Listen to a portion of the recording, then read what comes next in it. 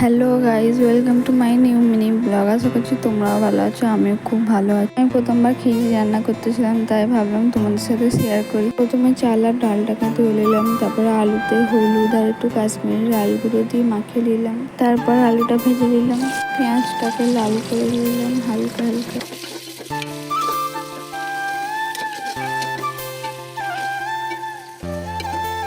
পেঁয়াজটা লাল হয়ে গেছে, তারপর গোশটা দিয়ে দিলাম। গোশটা দিয়ে তারপর 5 মিনিট চালিয়ে দিলাম। তারপরে কটা গোটা মশলা দিলাম, তারপরে একটু আদা রসুন বাটা দিলাম, তারপর 5 মিনিট চালিয়ে দিলাম। পরে সব মশলাগুলো দিয়ে দিলাম, ভালো করে 2-3 মিনিট চালিয়ে দিলাম। তারপর গোশটা কষা গেছে, তারপর একটু পানি দিয়ে দিলাম। পানি দিয়ে আধ ঘন্টার মতন কষে নিলাম। 8 ঘন্টা পরে খুলে দেখলাম যে গোশটা সিদ্ধ হয়েছে কিনা। ওটা ভেজে রেখেছিলাম, দিয়ে দিলাম। তারপর ভালো করে 5 মিনিট কষে নিলাম। চালটা দিয়ে তার ভালো করে নেড়ে দিলাম।